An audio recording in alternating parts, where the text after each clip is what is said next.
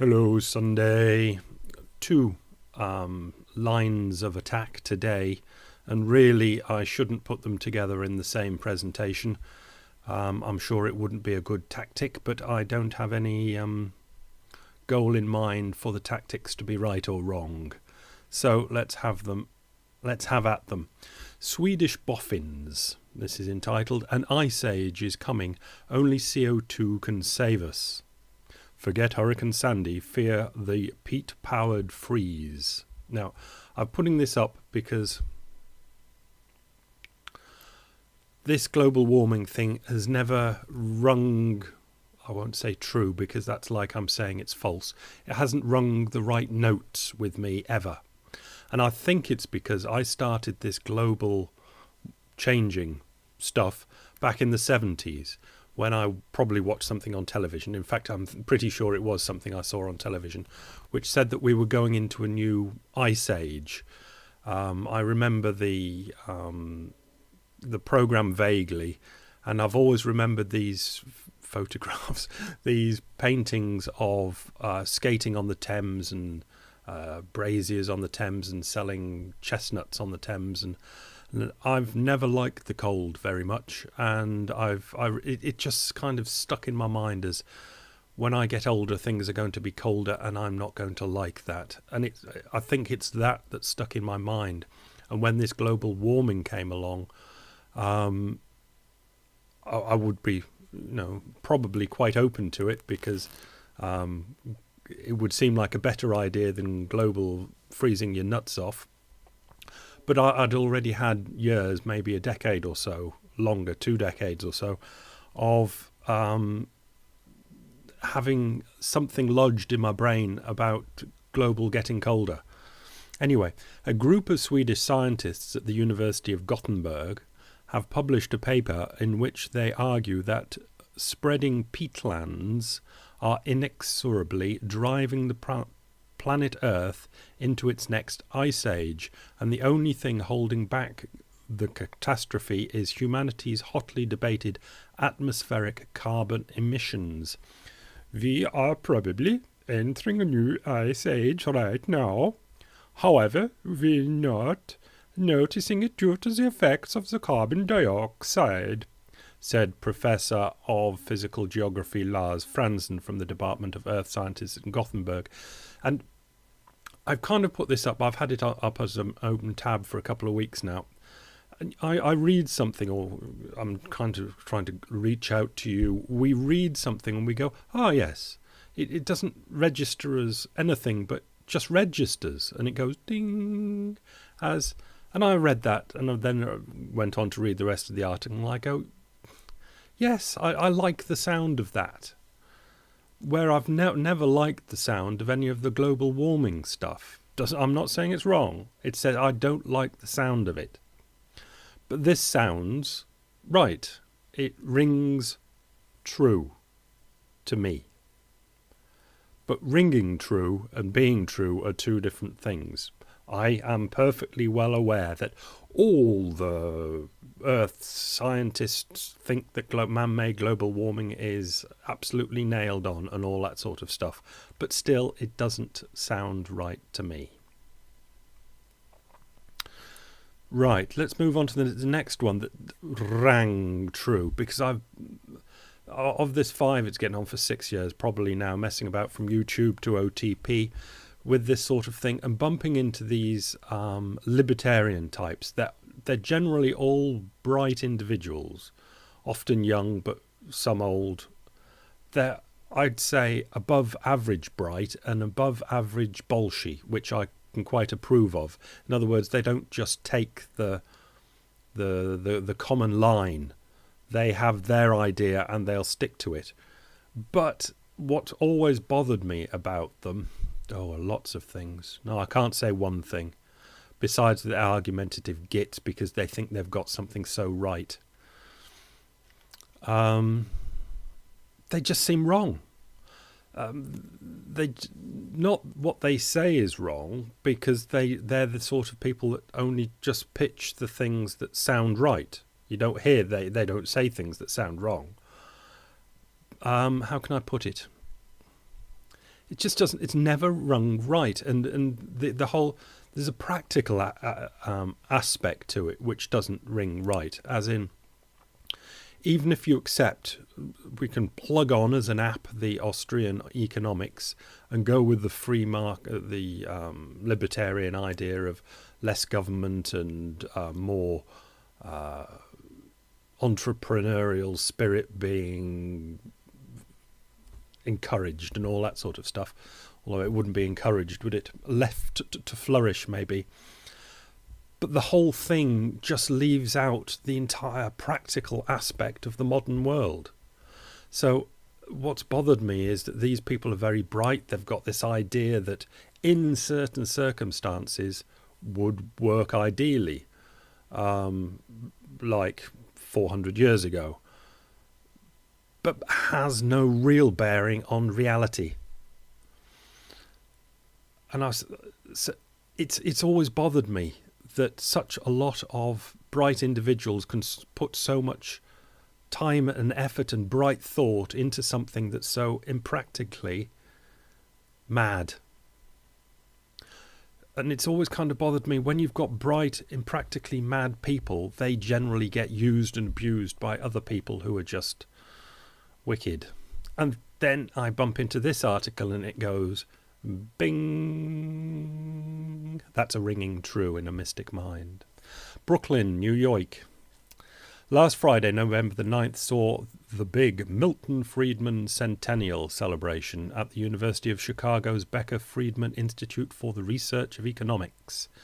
It was a big day for fans of one of the founding fathers of neoliberal libertarian free market ideology, and those fans are legion on both sides of the narrow establishment divide, as Obama's economy czar Larry Summers wrote in 2006. God, I dislike that man. Or any honest Democrat will admit that we're all Friedmanites now, and I've no idea what that accent was. We're all Friedmanites now. One episode in Milton Friedman's career not celebrated or even acknowledged at last week's centennial took place in 1946, the same year Friedman began peddling his pro-Brit business, free market economics ideology. And I've just snapped a couple of other paragraphs from this article. It starts just after the end of World War II, when America's industrial and financial giants, fattened up from war profits, established a new lobbying front called the Foundation for Economic Education that focused on promoting a new pro-business ideology, which it called libertarianism, to supplement other business lobbying groups which focused on specific policies and legislation. Now, I don't blame them after the Second World War. In America, the big corporations setting up huge lobbying groups, because before the Second World War, getting out of the Great Depression, there was a lot of very dodgy, heavy government action that messed them about an awful lot. So it's not surprising that they came out swinging after the Second World War. A partial list of FEEs, that's the Foundation for the Economic Education. Original donors in its first 4 years include the big three automakers, GM, Chrysler and Ford, top oil majors, Gulf Oil, Standard Oil, Sun Oil, steel producers, US Steel, National Steel, Republic Steel, major retailers, Montgomery Ward, Marshall Fields, Sears, chemical majors, Monsanto and DuPont, and other Fortune 500 corporations including General Electric, Merrill Lynch, Eli Lilly, BF Goodrich and Continental Edison. The FEE was set up by long-time U.S. Chamber of Commerce executive named Leonard Reed, together with Donaldson Brown, a director of the National Association of Manufacturers lobby group and a board member of DuPont and General Motors.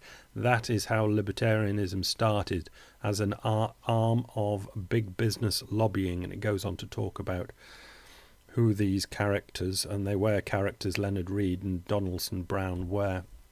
The purpose of FEE and libertarianism, as it was originally created, was to supplement big business lobbying with pseudo-intellectual, pseudo-economic rationale, pseudo-economics rationale to back up its policy and legislative attacks on labour and government regulations.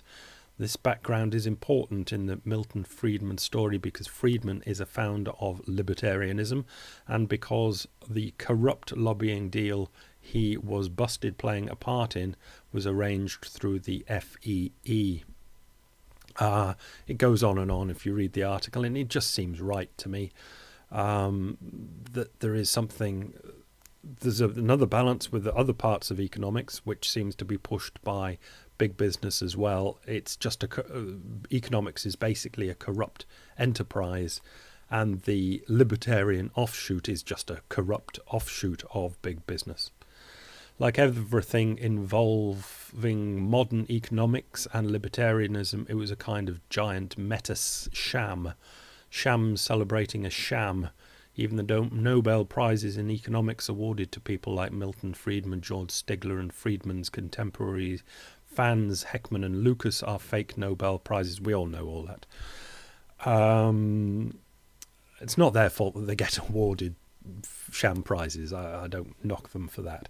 And yet, in the words of Larry Summers, any honest Democrat will admit we are all Friedmanites now. This is getting from the start to the end of the article. Start and finished, wrap it up with similar words. Of course, there are no honest Democrats and there are no honest economists. And these are the people who are framing our politics, the people who have told Greece and Spain they have no choice, and the people who today are making sure that the number one item on Obama's and Congress's agenda is cutting Social Security, cutting Medicare, and cutting entitlements. And the only thing that divides the elites in charge of this mess is how much of these moochers' lifelines can we cut. And this is where we've got. Basically, modern life has been a battle between capital and the workers. And since the Second World War, going from what happened before the First World War, the capitalist class, the corporate class, have gone in hard and have been amazingly successful, and have used poor deluded idiots like libertarians who go in and say, cut government, we want smaller government, local government and whatever. And I have to go on YouTube and type in things like, yeah, you've got a small government, so who's going to deal with the mega corporations? And then you get these intelligent, made up, stupid replies that never answer the question, and they can't quite work out that they're just being manipulated pawns of big business. Cut workers' wages down, cut the authorities down so they can't regulate properly the mega corporations. It's so big and obvious, but these bright little buttons can't see what stupid little pawns they're being used as. That's life. I'm sure it's happened all through life in all sorts of various things of it, but it's just an article every now and then like that that goes bing and rattles and plays the tune in a mystic brain, but libertarians will not be affected by it at all. They have got this deep in their souls, and they're not going to be shifted. They are going to go on being the unpaid foot soldiers for mega corporations until the day they die. And it is mega corporations sad. They are just shafting their own brothers and sisters. Tools. That's what they are. Tools. Bye.